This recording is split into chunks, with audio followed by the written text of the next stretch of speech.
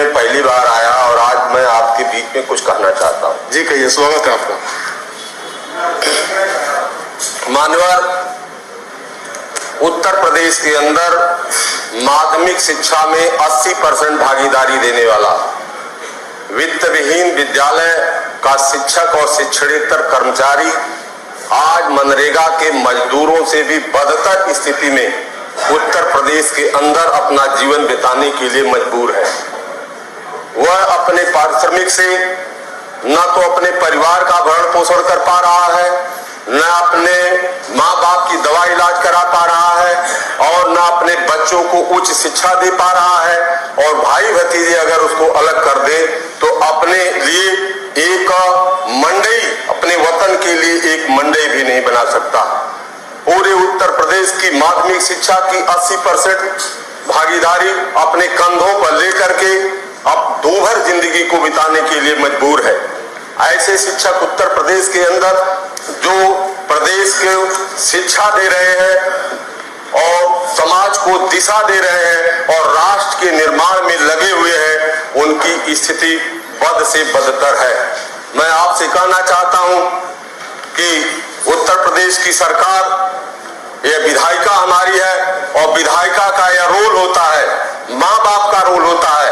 आज पूरे उत्तर प्रदेश के अंदर जो वित्तविहीन शिक्षकों की दशा है, 8 महीने से 1 रुपया, 8 महीने से 1 रुपया न तो प्रबंधक द्वारा पाई और न तो सरकार द्वारा पाई, और वो किसान के बेटे हैं जो गांव में खेती करके जिंदा रहते हैं, और खेती का, किसान की खेती जो आज 18 रुपये 68 पैसे का धान गांव में 11 रुपये में बिक रहा है। उनकी लागत भी वहां नहीं उठ पा रही है, वो कैसे जिंदा रह सकते हैं? विषय मैं आपसे कहना चाहता हूं कि इस देश के, भारत के संविधान के आर्टिकल 21 में जीने का अधिकार तो है हमें।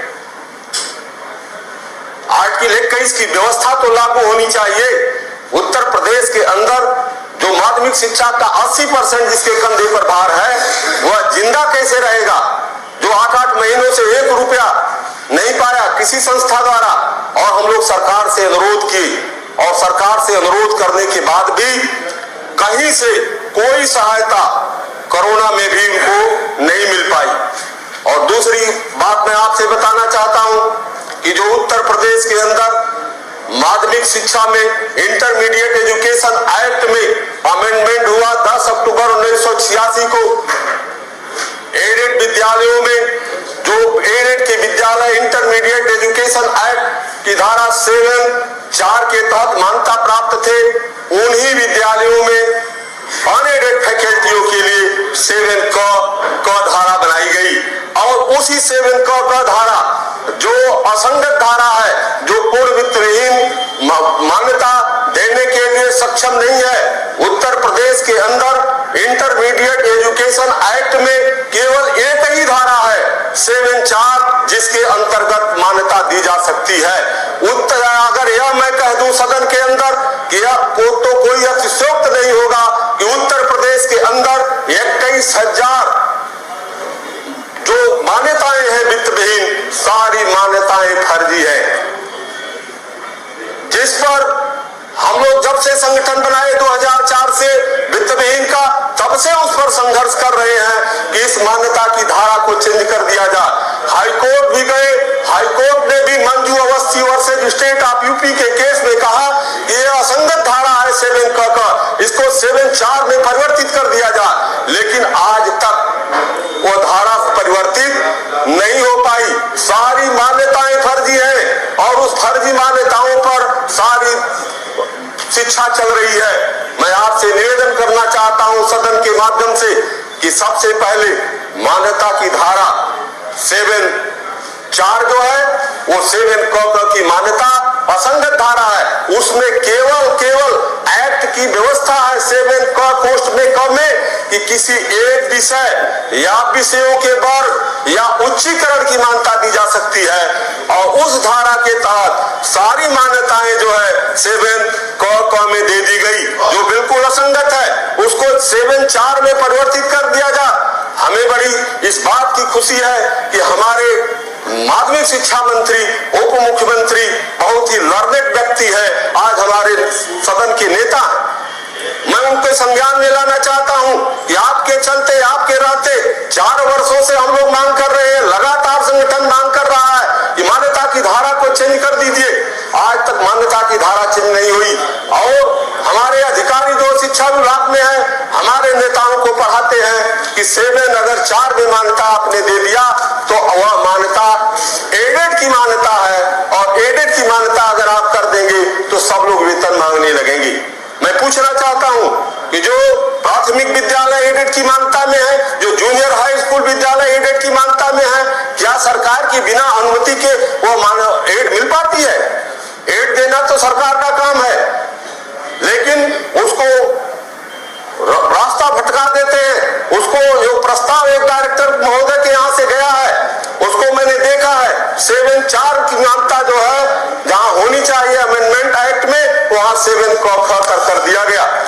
और ऐसे विद्यालयों के जो शिक्षक हैं, 3.5 लाख उत्तर प्रदेश का शिक्षक और शिक्षकेतर कर्मचारी बिना माँ बाप के रोल में जो है उत्तर प्रदेश के अंदर काम कर रहा है, जिसकी कोई आज तक सेवा नियमावली नहीं बनाई गई।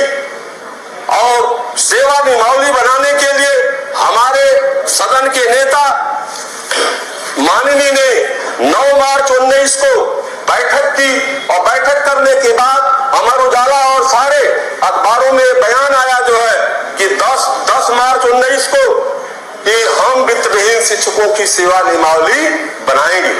आज तक कोई सेवा नियमावली नहीं बन पाई। जो 10 अगस्त 2001 की सेवा नियमावली है उसको अधिकारी हमारे ऊपर जबरदस्ती थोपते हैं। 10 अगस्त 2001 की जो सेवा नियमावली है, एडेड विद्यालयों में अनएडेड फैकल्टी के जो टीचर हैं उनके लिए बनाई गई है। पूर्ण वित्तविहीन हाई स्कूल और इंटरमीडिएट की मान्यता के शिक्षक और शिक्षकेतर कर्मचारियों के लिए पर लागू नहीं होती है।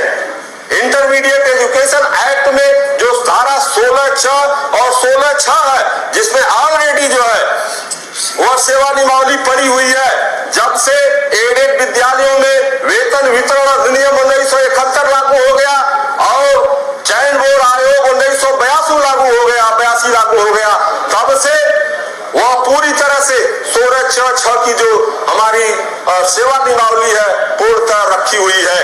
उस पर कोई काम नहीं हो पा रहा है। उसको हमारे ऊपर क्यों नहीं जो है इम्पोज कर दिया जाता, हमारे ऊपर क्यों नहीं उसको लागू कर दिया जा रहा है, यह बात समझ में नहीं आ रही है कि आखिर में उस सेवा नियमावली को हमारे ऊपर क्यों नहीं जो है लादा जा रहा है, क्यों नहीं हमारे ऊपर उसको जो है रखा जा रहा है।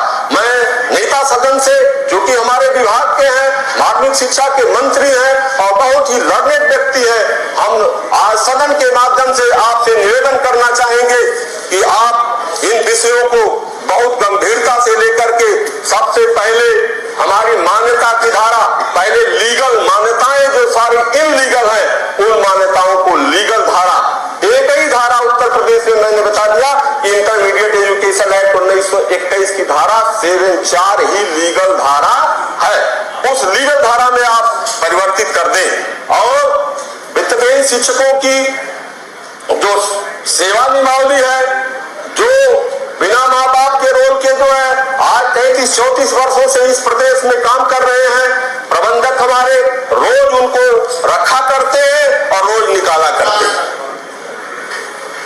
वित्तविहीन विद्यालय का शिक्षक आज विद्यालय में 4 बजे तक है और कल जो है आएगा 10 बजे या नहीं आएगा उसकी कोई गारंटी नहीं है। इस उत्तर प्रदेश के अंदर मनरेगा के मजदूर की तो गारंटी है कि साल में 200 दिन काम कर पाएगा, लेकिन वित्तविहीन विद्यालय के शिक्षक के 1 दिन काम करने की गारंटी नहीं है।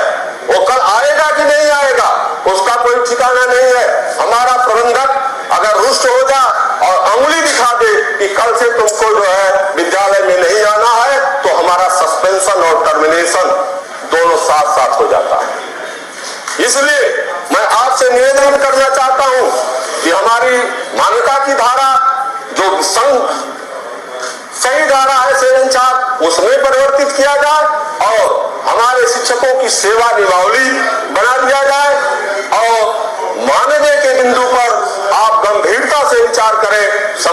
कार्य का समान वेतन मिलना चाहिए।